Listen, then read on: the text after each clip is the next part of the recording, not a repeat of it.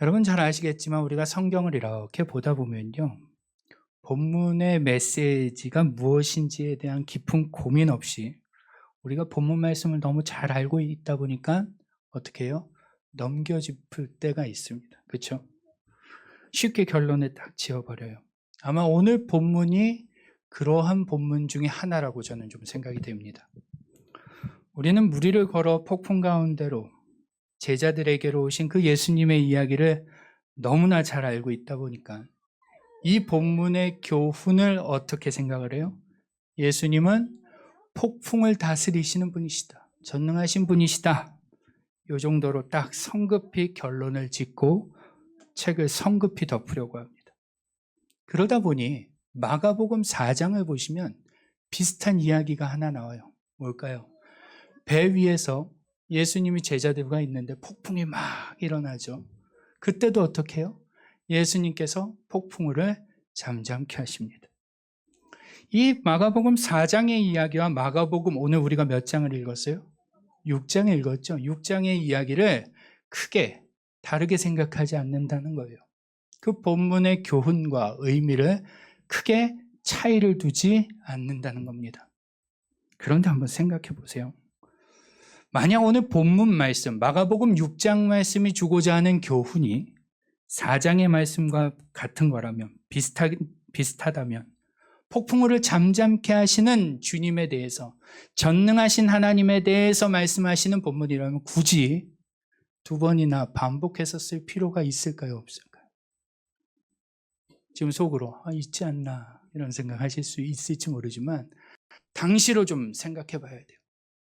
이 마가복음이 쓰여질 당시에는 인쇄기술이 그리 쉬운 게 아니었습니다. 종이가 그렇게 흔하지 않아요. 인쇄를 한번 하려면 많은 힘과 노력과 돈이 들었습니다. 즉 무슨 이야기냐? 마가복음의 4장의 교훈과 마가복음 6장의 교훈은 다르다는 거예요. 우리는 마가복음 6장을 보고 예수님이 폭풍우를 다스리시는 분이시구나 이러한 교훈을 성급히 얻고서는 성경책을 딱 닫아버리지만 마가는, 오늘 저자 마가는 그것을 의도하고 있지 않다는 거예요. 오늘 본문의 메시지는 4장의 메시지와 6장의 메시지가 다르다라는 것이죠. 그렇다면 여러분 한번 질문을 드려보죠. 오늘 우리가 마가복음 6장을 읽었는데 오늘 저자 마가는 오늘 사건을 통해 우리에게 무엇을 이야기하고자 할까요? 본문의 배경을 좀 볼까요? 오늘 우리가 물 위로 걸어오신 예수님의 이야기를 봤지만 요 전에 어떠한 사건이 있죠? 어떤 사건이 있어요? 그렇죠. 오병이어 사건이 있습니다. 예수님께서 광야에서 물고기 2마리와 보리떡 5개로 수천 명, 5천 명, 남자만 5천 명이니까 어림잡아 최소한 10,000명 이상은 먹이신 것 같아요. 그 일을 경험한 겁니다. 한번 생각해 보셔야 돼요. 그 현장이 어땠을까요? 한번 입체적으로 한번 생각해 보죠. 우리는 늘 성경을 이렇게 글로만 보니까 그런가 보다. 그 현장에 여러분이 있었다고 한번 생각해 보세요. 그 현장은 환호와 놀라움으로 가득했을 겁니다. 로마의 압제 속에 있던 유대인들에게, 하루 한 끼 먹기가 버거운 그들에게 광야에서 어떤 한 사람이 물고기 2마리와 보리떡 5개로 10,000명을 먹인 겁니다. 그 현장은 놀라움으로, 흥분으로 가득했겠죠. 이 사람이 진정한 메시아다. 이 사람을 우리의 왕으로 세우면 우리가 로마의 압제에서 벗어날 수 있겠구나. 사람들은 단번에 예수님을 추앙했을 것입니다. 그래서요, 요한복음 6장 14절 15절을 보시면요, 이러한 기록이 추가돼요. 그 사람들이 예수께서 행하신 이 표적을 보고 말하되 이는 참으로 세상에 오실 그 선지자라 하더라. 그러므로 예수께서 그들이 와서 자기를 억지로 붙들어 임금으로 삼으려는 줄 아시고 다시 혼자 산으로 떠나가시니라. 아멘. 그렇습니다. 어떻게 했대요? 백성들이 그 표적을 보고 예수님을 억지로 왕으로 세우려고 했대요. 임금으로 삼으려 했다는 거죠. 그래서 오늘 본문인 마가복음 6장 45절도 보시면요, 예수님께서 이렇게 행동하세요. 우리 45절 말씀 같이 한번 읽어볼까요? 45절입니다. 시작. 예수께서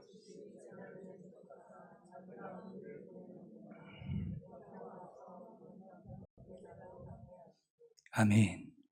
예수께서 어떻게? 즉시로. 사람들이 식사를 마치자마자 즉시로 제자들을 막 재촉해서 배를 태워 벳세다로 보내셨대요. 왜 제자들을 그렇게 성급히 보내셨을까요? 제가 설교에는 질문이 많습니다. 질문이 많다는 건 뭐예요? 대답을 하시라는 얘기예요. 왜 보내셨을까요? 그 이유는 당연하죠. 백성들뿐만 아니라 누구도? 제자들도 예수님이 왕 되는 것에 동의했기 때문에. 제자들 역시 예수님을 왕으로 삼으려는 그 백성들의 생각에 동의했기 때문에, 그들조차도 그 일에 가담하려 했기 때문에 예수님께서는 그 제자들을 억지로 배에 태워서 보냅니다. 그런데 문제가 하나 생겨요. 제자들 입장에서 가뜩이나 떠나기 싫은데 얼마나 좋아요. 으쓱하죠. 그런데 억지로 배에 타서 막 가고 있는데 그 억지로 올라탄 배가 무슨 일을 당해요? 호수 한가운데서 폭풍우를 만난다는 거예요. 우리 48절 상반절을 읽어볼까요? 시작. 바람이 거스름으로 제자들이 힘겹게 노젓는 것을 보시고. 오늘 본문에는 그저 바람이 거스름으로 이렇게 간단하게 쓰이지만요, 마태복음 본문에는 거스르는 물결로 말미암아 고난을 당하더라 이렇게 쓰여요. 당시 제자들은요, 극심한 고통과 괴로운 상황에 놓이게 된 거예요. 그런데 이러한 상황 가운데 어떤 일이 일어나는지 우리 한번 집중해서 다시 보시죠. 48절 다시 보시겠습니다. 시작. 바람이 거스름으로 제자들이 힘겹게 노젓는 것을 보시고 밤 4경쯤에 바다 위로 걸어서 그들에게 오사 지나가려고 하시매. 아멘. 그렇습니다. 제자들이 호수 한가운데서 폭풍우를 만나 막 사투를 벌이고 있는 것을 누가 보세요? 누가요? 예수님이 보세요. 그리고 밤 4경쯤, 이 4경쯤은 새벽 한 3시쯤 돼요. 이 3시쯤에 그들이 사투를 벌이고 있는 현장으로 예수님이 오신다는 거예요. 그런데 좀 이상한 것이 있습니다. 뭐가 이상한가요? 그렇죠. 마가는 그렇게 그들이 고통을 당하고 있는 것을 예수님이 보시고 그들에게 오신 예수님이 어떻게 하셨다라고 기록해요? 지나가려고 하시매라고 기록한다는 거예요. 지나가려고 하셨다. 여러분, 예수님이 지나가려고 하셨다. 이게 무슨 말일까요? 이런 걸까요? 멀리서 고통당하는 걸 보시고 가까이 와서 한번 보고, 야, 니들 힘들겠다. 나 먼저 간다. 그러려고 오신 걸까요? 이 지나가려고 하심에가 무슨 뜻이에요? 제자들의 고통, 아픔, 어려운 상황을 예수님이 멀리서 보고 무리를 걸어 막 오신 다음에 수고해라. 나는 좀 먼저 급한 일이 있어서 먼저 가겠다.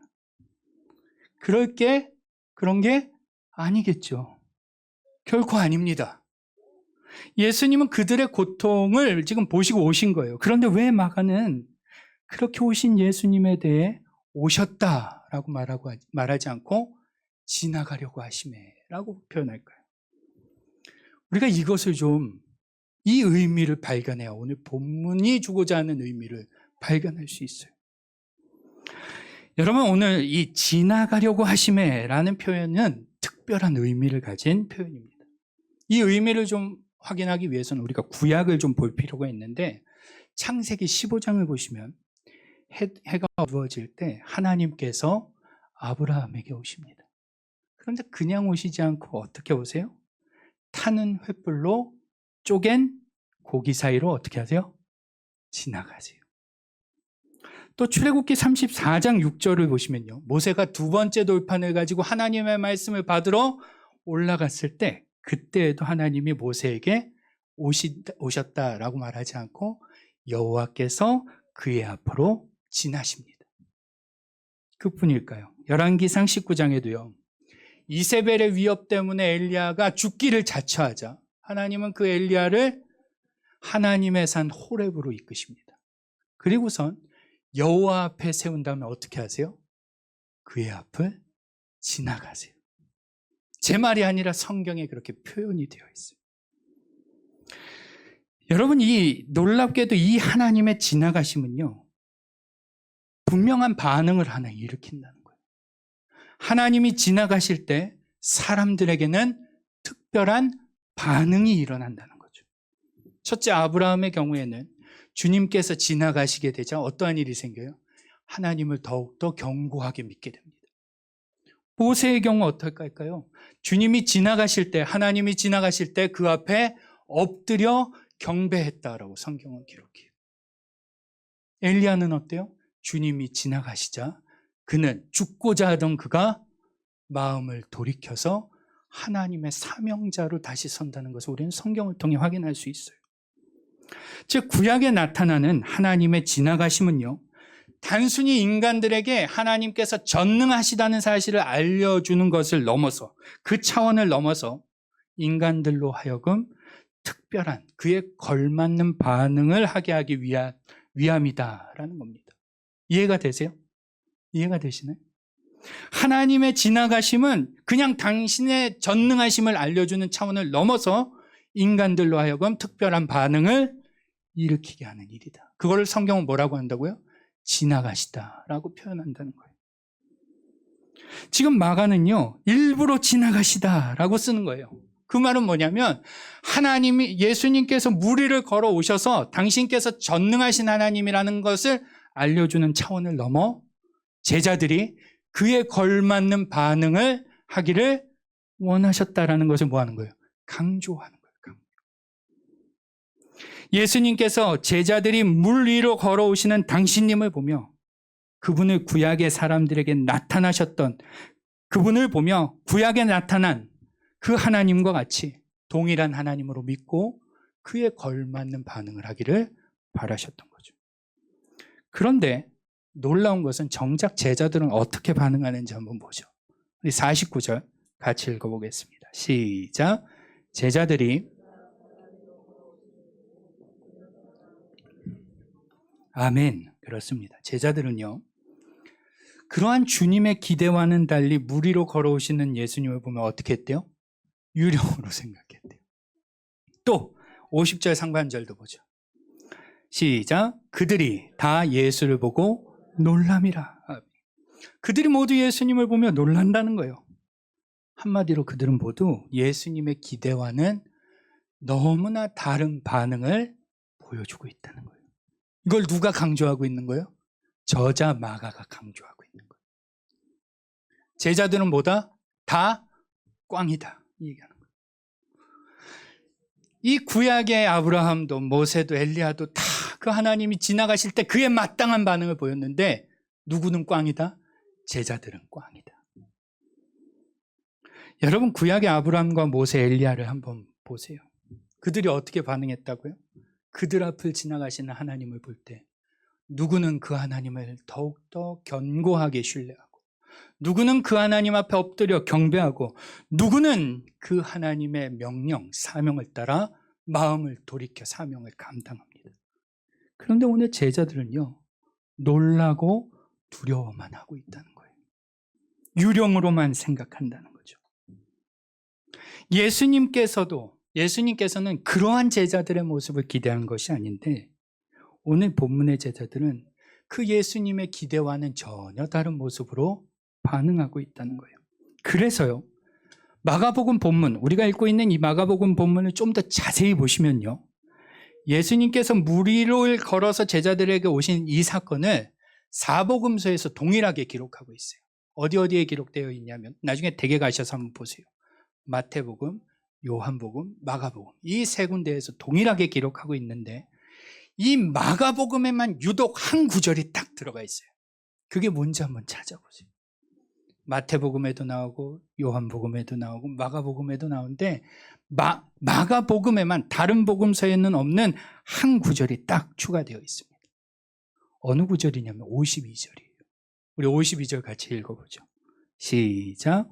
이는 그들이 그 떡 떼시던 일을 깨닫지 못하고 도리어 그 마음이 둔하여졌음이로라. 아멘.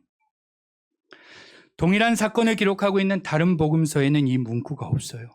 그런데 마가복음에만 유일하게 제자들이 예수님의 전능하심을 깨닫지 못했다라고 이렇게 다 까발리고 있는 겁니다. 그렇다면 질문이 하나 생겨요. 이처럼 무리를 걸어오신 예수님께서 제자들에게 기대하셨던 반응이라는 것, 그건 뭘까요? 예수님은 무엇을 기대하면서 그들에게 오셨을까요? 어떤 반응을 기대하셨을까요? 혹시 생각해 보신 적 있으세요? 어떤 반응을 기대하셨을까? 동일한 사건을 기록하고 있는 우리 마태복음 14장이 그에 대한 힌트를 주고 있는데, 마태복음 14장 27절로 29절을 보면 이러한 기록이 있습니다. 예수께서 즉시 이르시되 안심하라, 나니 두려워하지 말라. 베드로가 대답하여 이르되 주여, 만일 주님이시거든 나를 명하사 물 위로 오라소서 하니, 오라 하시니 베드로가 배에서 내려 물 위로 걸어서 예수께로 가되. 아멘. 그렇습니다. 베드로가 어떻게 해요? 어떻게 해요? 물 위로 가요. 근데 그보다 더 중요한 게 있어요. 베드로가 그냥 가는 게 아니라 첫째는 어떻게 해요? 예수님이신 줄 알고 그 다음에 어디로 가려고 해요? 어디로? 예수님에게로 가려고 해요. 어떻게 해요? 예수님처럼 말이죠. 예수님께서 이 제자들에게 기대하신 반응은 바로 이거예요. 놀라고 두려워만 하고 있는 것이 아니라 저 앞에 계신 분을 예수님이신 줄 알고 그분이 걸어가신 것처럼 걸으며 그렇게 그 주님을 향하여 가는 것을 예수님은 원하셨던 거예요. 당신께로 오기를 원하셨던 거예요. 예수님처럼 걷고 예수님을 향하여 가는 삶, 그것을 기대하셨다라는 거죠. 물론 베드로도요, 이내 몇 발짝 못 가서 바람을 보고 무서워 빠지긴 합니다. 그러나 그럼에도 예수님은요, 당신의 제자들, 그것도 어떠한 제자들이에요? 방금 전에 몇 시간 전에 오병이어를 눈앞에서 기적받고 그보다 앞서서는 귀신을 쫓는 권세까지 받은 그 제자들이 예수님을 향하여 예수님과 같은 걸음을 걷기를 원하셨다는 거예요. 그런데 안타깝게도 제자들은 그러한 반응을 보이지 못하고 있다는 것입니다. 그렇다면 여러분, 왜 이들은 이러한 예수님의 기대에도 불구하고 그저 놀라고 두려워만 했던 걸까요? 우리 이걸 알아야 돼요. 왜 그랬을까요? 왜 이들은 예수님이 기대하던 그러한 반응을 보이지 못하고 그저 놀라며 두려워만 했을까요? 왜요? 아까도 읽었죠. 52절 말씀 다시 보시면요, 성경이 분명히 증언합니다. 같이 읽죠. 시작. 이는 그들이 그 떡 되시던 일을 깨닫지 못하고 도리어 그 마음이 둔하여졌음이로라. 아멘. 그렇습니다. 성경은요, 그들의 마음이 어땠대요? 둔하여졌대요. 둔하여졌다. 여러분, 여기서 마음이 둔하여졌다라는 이 단어는 우리가 흔히 생각하는 것처럼 좀 어리석다, 미련하다, 눈치가 없다, 센스가 없다, 민감하지 않다, 이런 뜻이 아닙니다. 둔하다, 이 말은 그런 뜻이 아니에요. 이 단어는요, 놀랍게도요, 헬라어로 보면 마가복음 3장을 보시면요, 3장 5절에 나오는 마음이 완악하다라는 단어와 동일한 단어예요. 이 단어가. 안식일에 예수님이 손 마른 자를 고치나 안 고치나 쳐다보면서 고칠 경우 예수님을 고발해야겠다라고 생각하는 그 바리새인과 서기관들의 마음. 예수님이 병자를 깨끗이 고치시면 그것을 보며 나도 그 예수님을 믿어야지가 아니라 예수님을 고발하려고 쳐다보던 그 마음, 예수님은 그 마음을 완악하다라고 말씀하시는데 오늘 누가 그러한 마음이었대요? 제자들의 마음이 그러한 마음이었대요. 그들의 마음이 주님의 가르침을 따라 변하려 하지 않고 자기 생각에 갇혀서 매여서 예수님을 그저 왕으로 세웠으면 하는 그 생각에 갇혀서 말씀을 받아들이려 하지 않았기 때문에 오병이어를 눈앞에서 봤어도요, 무리를 걷는 예수님을 보고 있어도요, 그 예수님께서 요구하시는, 기대하시는 반응을 하지 못했다라는 거예요. 그들의 마음이 어땠기 때문에? 완악했기 때문에 말이죠. 여러분, 오늘 이러한 그들의 모습을 보면 어떤 생각이 좀 드세요? 우리와 무척이나 닮아있다는 생각 안 드세요? 우리라고 하면 너무 공동체 같아요. 나와 닮아있지 않습니까?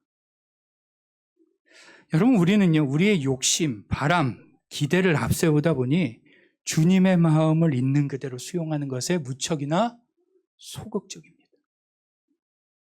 우리는 주님의 마음과 나의 마음이 부딪히는 그 대척점에서 내 생각이 옳다고, 내 마음이 맞다고 바꾸지 않으려고 하는, 수용하지 않으려는 태도를 보인다는 거예요. 이게 뭐예요? 마음이 둔한 거예요. 마음이 완악한 거죠. 그뿐입니까? 비단 그렇게 악의적이지 않다 하더라도요, 우리는요, 삶이라는 현실, 그 두려움 앞에서 뭐라고 해요? 어쩔 수 없다라고 말해요. 어쩔 수 없다. 우리의 삶은 그렇게 녹록치 않으니, 우리의 환경은 녹록치 않으니, 우리의 현실은 어쩔 수 없으니 어쩔 수 없다. 그 말 안에는 그렇기 때문에 지금 이렇게 하는 게 옳다라고 말한다는 거예요. 말씀대로 따랐다가 문제가 생길 수 있으니 우리는 그 말씀을 적당히 바꾸고, 뺄 건 빼고, 바꿀 건 바꾸고, 그게 여의치 않으면 그 말씀을 그냥 흘려보내면서 그렇게 마음을 둔한 채로 말씀을 받아들인다는 거예요. 말씀대로 따랐다가, 말씀대로 변화하려 했다가, 말씀대로 행했다가, 말씀대로 도전했다가 문제가 생기면 어떡하나, 그 두려움 때문에 말이죠. 조금 더 현실적으로 말해보죠. 우리는 경제적인 두려움, 건강에 대한 두려움, 현재 누리고 있는 것을 잃게 될지도 모른다는 상실에 대한 두려움, 불확실한 미래에 대한 두려움, 수많은 두려움 속에 살다 보니 그 두려움들로 인해서 마음이 어떻게 되는 거예요? 둔해지는 거예요. 악해지는 거죠. 그리고선 끝내는 주님과 같은 걸음, 주님을 향한 걸음을 떼지 못하고 어떻게 합니까? 그저 그 자리에서 놀라고 두려워만 한다는 거예요. 이게 문제인 거죠. 이게 안타까운 것입니다.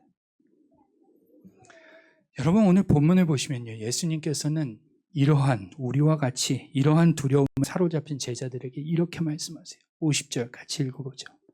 50절 시작. 그들에게 말씀하여 이르시되 안심하라, 내니 두려워하지 말라 하시고. 아멘. 그렇습니다. 예수님께서요, 두려움에 떨던, 놀라고만 있는 제자들에게 뭐라고 하세요? 내니 두려워하지 말라, 안심하라. 그냥 두려워하지 말라가 아니에요. 근거가 없는 두려워하지 말라가 아니에요. 분명한 근거가 있어요. 그 근거가 뭐예요? 내니. 이게 근거잖아요. 무서워? 무서워하지 마. 이게 아니에요. 내가 있으니 두려워하지 말라. 나니 두려워하지 말라. 안심하라. 여러분, 예수님의 이 말씀, 제자들이 얼마나 용기가 되는 말씀이에요. 위로가 되는 말씀 아닙니까? 마태복음 14장 27절에서도 동일하게 말씀하세요. 예수께서 즉시 이르시되 안심하라, 나니 두려워하지 말라. 예수님께서 이 말씀을 먼저 하시자 그 다음에 일이 생겨요. 어떤 일이요?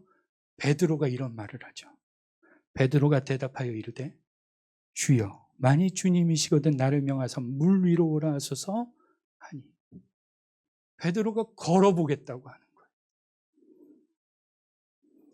여러분, 우리가 기억해야 할 것은요, 예수님이 이 긍휼의 음성, 내니 두려워하지 말라라는 이 음성은요, 비단 폭풍우 가운데 있던 제자들만을 향한 음성은 아니라는 거예요. 이 음성은 두려워하고 있는 그 제자들뿐 아니라 오늘 우리를 향한 말씀이라는 거죠.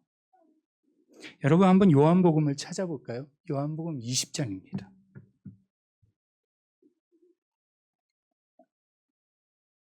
평소보다 성경을 많이 읽게 되죠. 자, 좀 그렇습니다. 요한복음 20장 우리 19절 말씀 같이 한번 읽어보겠습니다.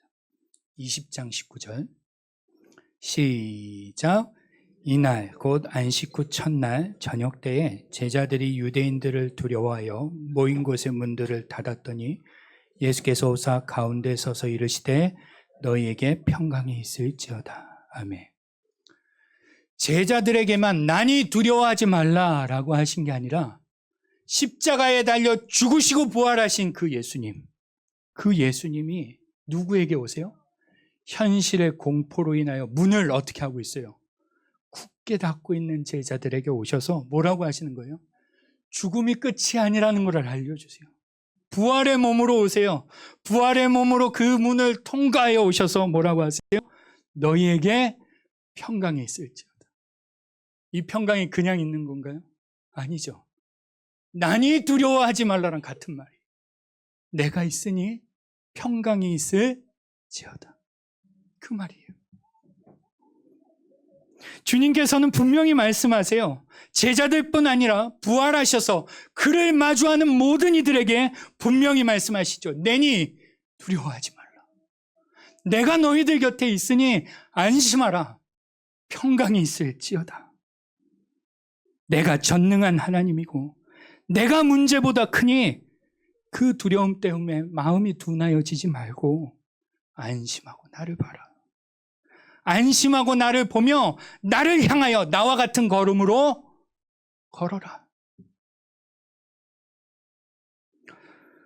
주님의 귀한 백성이신 여러분, 완악한 우리에게 오사 오늘도 예수님은 똑같이 말씀하세요. 두려워하지 말라. 나를 바라봐라. 물 위로 오라. 여러분을 향하여, 우리를 향하여 말씀하신다는 거예요. 이 음성에 하나님의 백성들은 예, 걷겠습니다. 떼보겠습니다. 라고 반응하는 것이 마땅한 도리인 줄 믿습니다. 그 걸음을 뗄 때요, 성도들의 삶은 하나님의 역사를 경험하는 현장이 된다는 것을 믿으시길 바랍니다. 여러분, 저는 오늘 여러분에게 불가능한 일을 하라고 말씀드리는 게 아니에요. 말도 안 되는 일을 하라고 말씀드리는 게 아니에요. 그냥 무턱대고 말도 안 되는 거 도전해보라고 드리는 말씀이 아니에요. 여러분, 사실 늘 말씀을 들으며 여러분의 마음속에 맞아, 해야 되는데, 말씀을 통해 우리에게 주시는 자극이 있잖아요. 교훈이 있잖아요. 맞아, 이게 하나님의 뜻인데, 이게 하나님이 원하시는 건데, 그런데 돌아서서 어떻게 해요? 내 현실 때문에, 내 상황 때문에, 내 처지 때문에 그래, 좀 나중에 해야지. 미뤄뒀던 거 나중에 해야지라고 저 뒤로 좀 미뤄뒀던 거 그거 해보라는 거예요. 개인적으로만 그럴까요? 아니요. 저는 교회적으로도 그러한 일들이 있을 거라고 생각이 돼요. 아까 우리 목사님이랑 이제 3년 반 정도 됐다고. 교회적으로도 상황 때문에, 환경 때문에, 여러 형편 때문에 그거 우리 나중에 합시다 라고 미뤄두던 일 있지 않나요? 오늘 그것을 해야 되는 거죠. 그것이 오늘 주님의 마음을 닮는 것 아니겠습니까? 맞습니까? 아닙니까? 맞죠? 주님의 마음을 닮아가는 교회 성도 여러분, 교회 이름이 너무나 아름다워요. 주님의 마음을 담는다는 거 얼마나 아름답습니까? 그런데요, 주님의 마음을 담는다는 것은 그렇게 호락호락한 일은 아니라는 거예요. 그 마음을 담는다는 데에는 두려움이라는 것을 넘어서야 할 필요가 반드시 있다는 거죠. 그 어려움에서 한번 발을 떼보는 용기가 있을 때 주님을 닮아가죠. 그것이 없이는 주님의 마음을 닮고 싶어도 닮을 수 없다는 거죠.